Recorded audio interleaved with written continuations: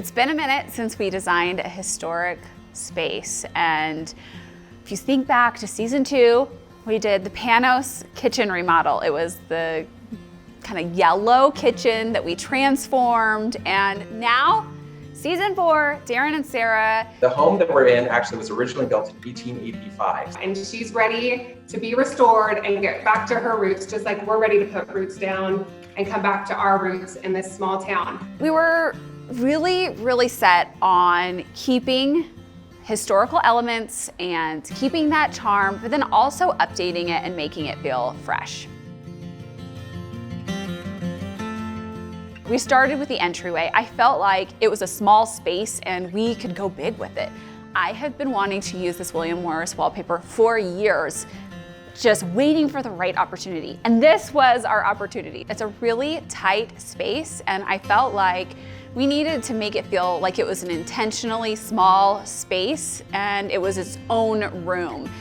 So we tiled it. We did this cobblestone paver with a contrasting grout, and by changing that material, it just makes that room feel special.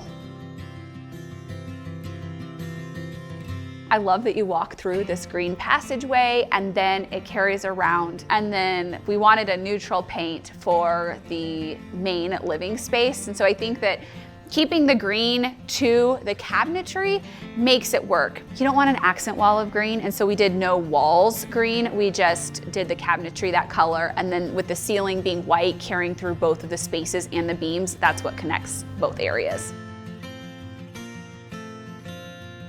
We elevated a simple built-in design with these really cute brass rails, and you can buy those from antique restoration websites and shops. Then we exposed the brick. It was very peachy, and so instead of leaving that brick exposed, we decided to paint it white because we did have a lot of elements between the fireplace, the built-ins, the wall, the ceiling, a lot of things going on, and so we painted it white so that we would have a few things kind of just like disappear into the backdrop.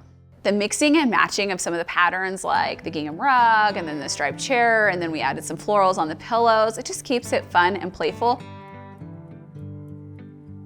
Darin and Sarah didn't have any living room furniture before, so we wanted to add enough seating that they could fit their family. In a room like this, we used the sofa as the divider between spaces so that it just didn't feel like a long bowling alley. Anytime I'm working in a room that is like a living area with overflow that you don't know what to do with, I typically create a conversation area out of it. And what I mean by that is a pair of chairs or 4 chairs in a circle. Usually I add a table so that there's a surface to set a glass or read a book. When designing any home, I am really concerned about vantage points. When I'm standing in the living room, I want to be able to look to the entryway and have it connect and feel like it makes sense. The way you do that is by having at least one material or color connect between the spaces. So even in the living room, there's a pillow that has green in it, and that green ties in with the green built-ins. And we carried the same paneling color from the entryway into the built-ins in the library. There is some continuity between the spaces. I also love that we took what is their great room, the main hangout space of their home, and we went really bold with it. And it still manages to feel classic because the colors that we chose are timeless colors.